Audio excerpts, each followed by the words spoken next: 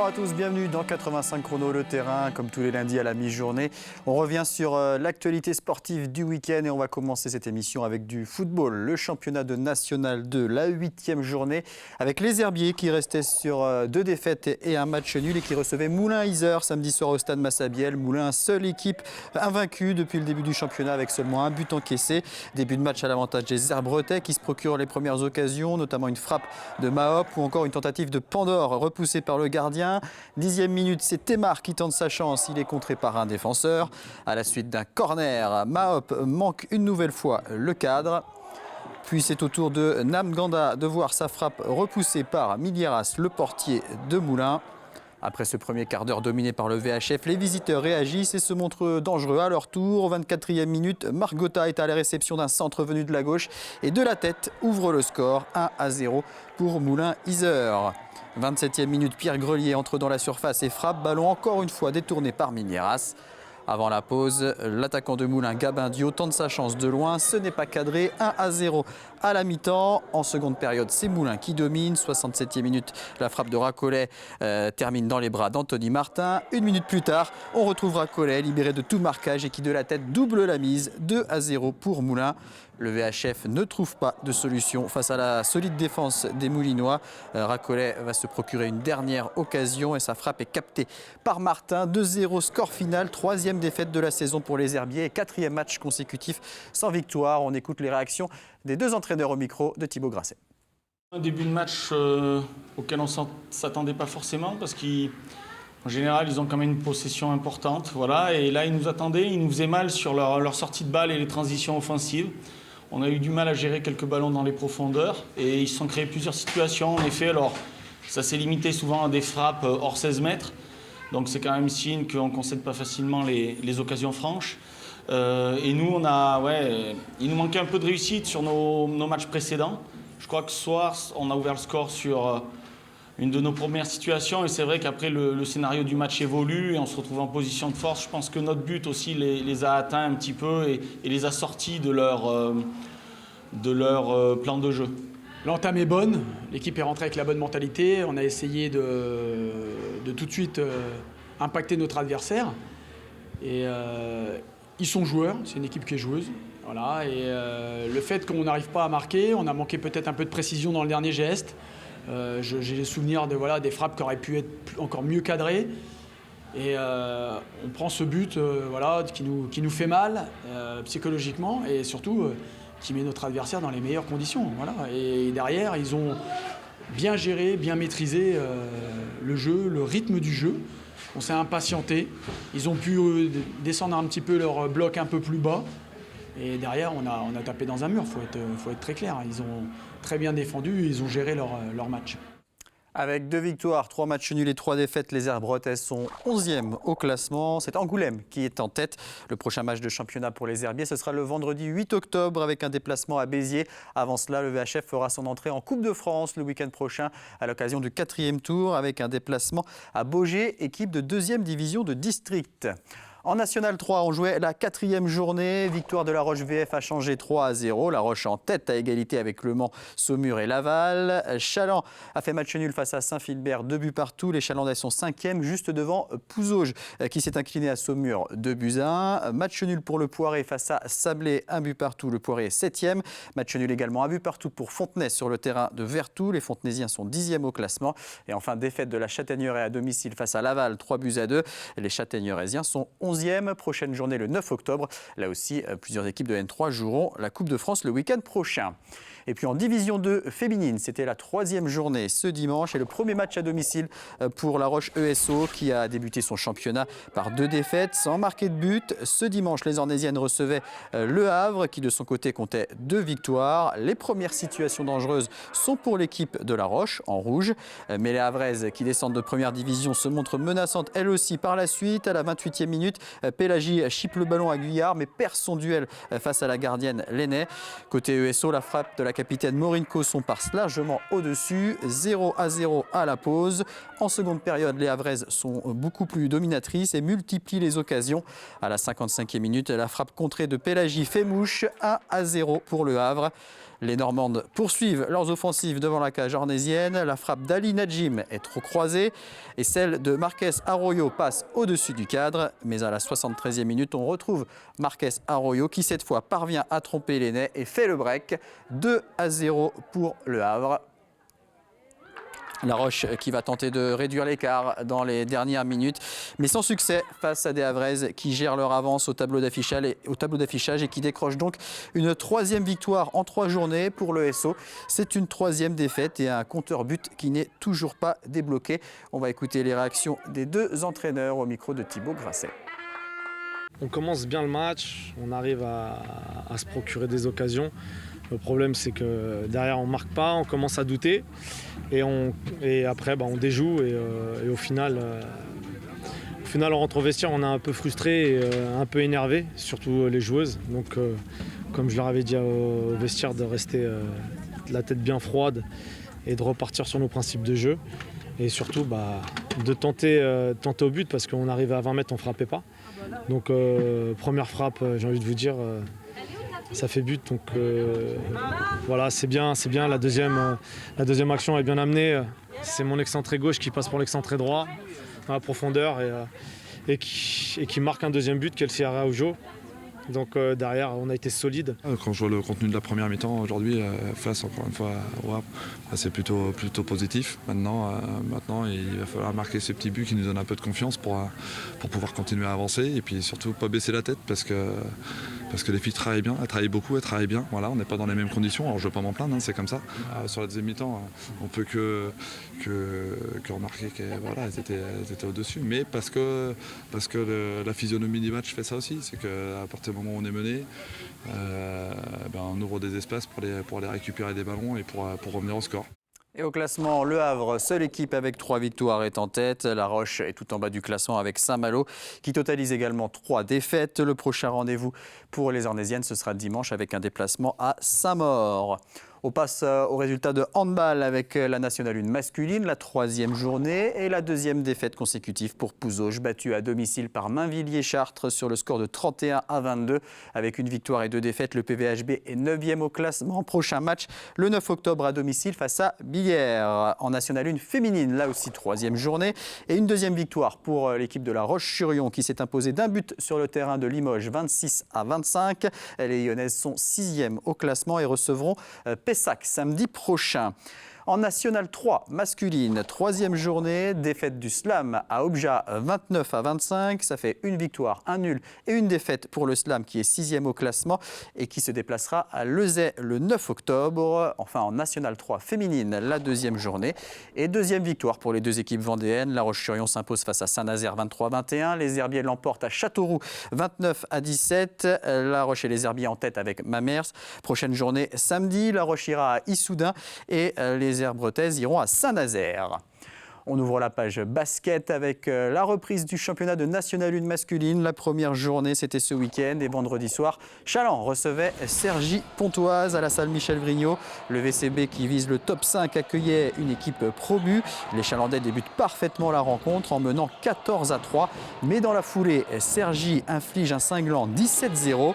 Les visiteurs prennent donc le contrôle et mènent de 9 points à la fin du premier quart-temps, 30-21. Les Chalandais vont réagir dans le deuxième quart-temps où ils ne concèdent que 14 points. Efficace en attaque avec 24 points marqués sur cette période. Ils rentrent au vestiaire avec 1 point d'avance, 45-44 en faveur de Chaland à la mi-temps. Mais en deuxième mi-temps, les lacunes défensives sont criantes côté chalandais. Cergy va en profiter et repasse devant au tableau d'affichage 65-63 après 30 minutes de jeu. Le constat est le même dans le quatrième quart-temps. Prolifique en attaque, le VCB manque de rigueur en défense, ce qui ne permet pas de renverser la vapeur. Et c'est finalement Cergy qui s'impose sur le score de 91-86. On écoute les 2 coachs au micro de Sandrine Pelletier. Notre préparation elle a été très compliquée parce qu'on a eu une décision tardive de la Fédé. Nos joueurs sont arrivés au compte-gouttes, donc on est encore en retard dans ce qu'on propose au niveau de notre basket. Et donc pour une équipe qui monte et qui s'est construite au dernier moment, de venir gagner à Chaland, c'est une bonne performance pour nous et on est vraiment très content d'avoir gagné ce soir. On sait que Chalon, avec le style de son coach et des équipes qui sont très offensives, on ne voulait pas se lancer dans un match d'attaque. Malheureusement, c'est ce qui s'est passé. Mais je crois que par séquence, quand même, notre défense a pris le pas sur l'attaque de Chalon. Et c'est pour ça, même s'il y a un gros score à la fin, c'est pour cette raison qu'on a pu le prendre. Mais on savait qu'on s'attendait à un match très compliqué, on le savait. C'est toujours un match compliqué, un premier match à la maison. On le savait. C'est pas pour se dédouaner de quoi que ce soit. J'ai trouvé qu'on avait fait une bonne entame. Moi j'ai dit aux joueurs, des fois on se rappelle de la fin, mais du début, quand on mène 14-3 et puis qu'on est mené 20-14 quelques minutes après, on joue avec beaucoup trop d'amplitude et défensivement on n'a pas fait les efforts nécessaires pour pouvoir l'emporter. Offensivement, voilà, j'étais content du match. Voilà, on met 85 points ou 86 points, même si l'adresse doit être meilleure. Mais c'est défensivement, voilà, il faut qu'on se recadre vraiment et très rapidement. Et Antoine Michon, le coach chalandais, qui sera l'invité de 85 chrono le vestiaire ce soir à 18h50. Chaland qui débute donc le championnat par une défaite, tout comme les Sables d'Olonne, battus à Rueil-Malmaison 85-60. La deuxième journée, ce sera le week-end prochain. Chaland jouera à Tarbes-Lourdes vendredi et les Sablais recevront Bordeaux samedi soir. En rugby, là aussi, c'était la reprise du championnat de Fédéral 3 avec une victoire pour les Sables d'Olonne face à Fougères 34-16. Défaite en revanche pour La Roche-sur-Yon à Plouzané 35-26. Deuxième journée dimanche prochain. Le FC Lyonnais recevra Saint-Nazaire et les Sablais se déplaceront à Trignac. On reprenait également en hockey sur glace le championnat de Division 3. Seulement 2 matchs se sont joués ce week-end dans la poule de La Roche-sur-Yon. Le Hogli qui s'est imposé à Orléans 7-1. Victoire également de Tours à Cholet 4-0. Le prochain match pour le Hogli, ce sera le 9 octobre face à Limoges. Du tennis maintenant avec la fête du tennis féminin 5e édition qui s'est achevée ce samedi sur le site de la Paris-Jésus à Saint-Jean-de-Mont. Événement organisé par le Garden Tennis Club. Cette fête du tennis féminin qui a débuté le 11 septembre et qui a été marquée notamment par le tournoi CNGT dont la finale avait lieu samedi après-midi. Mais avant la finale, vous le voyez sur ces images, l'ancienne joueuse professionnelle Pauline Parmentier, ex-40e mondiale, était présente pour une animation avec notamment plusieurs enfants qui ont pu échanger des balles avec elle. Puis place ensuite à la finale qui opposait Mallory Noël, numéro 21, à Audrey Albier, numéro 13. Deux joueuses qui sont licenciées au tennis Entente-Lyonnaise, le club de La Roche-sur-Yon. Et c'est Audrey Albier, que vous voyez maillot orange à l'écran, qui s'est imposée. Une fête du tennis féminin qui, on le rappelle, a dû être décalée en raison des conditions sanitaires. Cette fête du tennis qui a lieu habituellement au mois de juin. On va écouter Yvonique Luriec, directeur sportif du Garden Tennis Club de Saint-Jean-de-Mont, ainsi que Pauline Parmentier, tous les deux au micro de Sandrine Pelletier. C'est plutôt une belle réussite parce que les joueuses répondent présents. Il y a 8 joueuses numérotées qui sont présentes sur le tableau final, plus Pauline Parmentier qui nous fait l'amitié de venir nous rejoindre pour participer à un moment convivial et un partage avec les jeunes. Donc c'est une belle réussite, je pense, pour ce tournoi. C'est uniquement féminin, c'est le pari qu'on a pris il y a 5 ans, de pouvoir accueillir les joueuses de la bonne manière, on va dire, de non classer à la meilleure joueuse, de leur offrir quelque chose de très important, c'est un accueil, de la convivialité, des animations. C'est-à-dire que quand elles viennent à Saint-Jean-de-Mont, elles viennent partager un moment de tennis, mais elles viennent surtout partager un bon moment à Saint-Jean-de-Mont. Promouvoir le tennis féminin, c'est une priorité aujourd'hui pour la fédération, donc être sur des événements comme ça me paraît vraiment très important. Et pouvoir partager un moment avec les jeunes du club, voilà, c'est des moments un peu particuliers et des moments privilégiés pour eux, donc c'est très agréable. Ça s'entretient, hein, même si voilà, c'est un des sports qui est très populaire, il faut quand même continuer à nourrir l'envie pour les jeunes de se mettre au tennis. Et en passant des moments comme ça avec eux, ça peut donner un peu envie, ça leur donne du rêve un peu et envie peut-être d'être champion de tennis. Donc c'est assez intéressant de pouvoir organiser des événements comme ça. De la voile maintenant avec la Mini Transat. Le départ, c'est cet après-midi à 15h au Sables d'Olonne. Il était initialement prévu ce dimanche à 14h, mais ce dimanche, mais la direction de course a décidé de le décaler afin d'éviter un front actif que les skippers auraient rencontré dès le début de course. Pour rappel, ils sont 90 concurrents à s'élancer sur cette traversée de l'Atlantique en solitaire et sans assistance, avec une escale aux Canaries. Et puis en voile toujours avec la Transat Jacques Vabre qui s'élancera du Havre le 7 novembre. Une autre course transatlantique en double cette fois, à laquelle participera le skipper belge et sablé d'adoption Denis Van Weinberg sur l'IMOCA laboratoire de Biarritz. Il s'agit de l'ancien Spirit of Hungary de Nondorfa qui a terminé 8e du Vendée Globe 2016.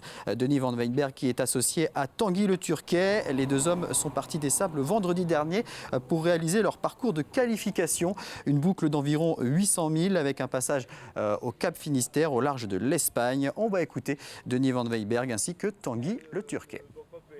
C'est déjà une grande chance de pouvoir avoir Tanguy à bord parce qu'il a vraiment un niveau de compétence que je n'ai pas et que je n'aurai sans doute jamais. Alors, donc voilà, puisque c'est un vrai professionnel.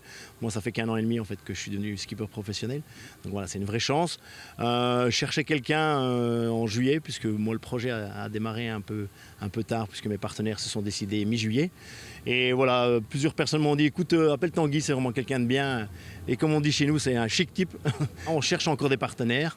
On a surtout tout un projet qui est basé au Sable d'Olonne avec une vraie équipe de passionnés qui sont tous, moi je les appelle des pro-âmes parce qu'ils sont professionnels mais en même temps ils sont amateurs et ça c'est vraiment important et du coup ça crée un ADN et une synergie dans l'équipe avec des bonnes énergies et une spirale positive qui est vraiment très très intéressante. J'ai une très très faible expérience en fait sur ces gros bateaux. Ma femme qui a participé au Vendée Globe, Clarisse, m'avait fait naviguer 2-3 fois sur son IMOCA. Mais là c'est vraiment, je suis un peu jeté dans le grand bain. J'avais vraiment jamais navigué aussi longtemps sur ces bateaux-là, donc ça va être une grande découverte. Par contre, j'ai fait beaucoup plus de régates sur des petits bateaux, genre du Figaro, du Mini. Donc je vais essayer d'apporter ça à Denis. On termine avec quelques résultats en bref et du cyclisme tout d'abord. Flavie Boulet de La Roche-Vendée Cyclisme qui participait au championnat du monde junior à Louvain en Belgique. Elle a terminé 34e sur le contre-la-montre à 3 minutes 30 de la vainqueur. Et puis samedi sur la course en ligne, elle termine 26e à 4 minutes 30 de la Britannique Zoé Bachstedt. En paratriathlon, c'était les championnats d'Europe ce week-end à Valence et 2 Vendéens en argent. Thibaut Rigaudot d'abord, lyonnais d'origine, qui termine 2e en PTV en compagnie de son guide Cyril Viennot. Et puis deuxième place également pour Gladys Lemoussu de Saint-Jean-de-Mont qui termine 2e dans la catégorie PTS5. Et puis enfin en athlétisme, les championnats de France d'Equidène avaient lieu ce week-end à Liévin. Equidène, c'est un marathon en relais avec des équipes mixtes de 6 coureurs. L'Athlé Bocage-Vendée conserve son titre de champion de France en s'imposant en 2h 18 minutes et 20 secondes. Nouveau record de France. Équipe composée de Clarisse Picard, David Ouvrard, Agathe Violo, Anthony Guillard, Valentine Chaplotte et Théo Rageau. On se retrouve donc à 18h50 pour 85 chrono le vestiaire en compagnie du coach du Vendée Chaland Basket, Antoine Michon. Très bonne journée à tous.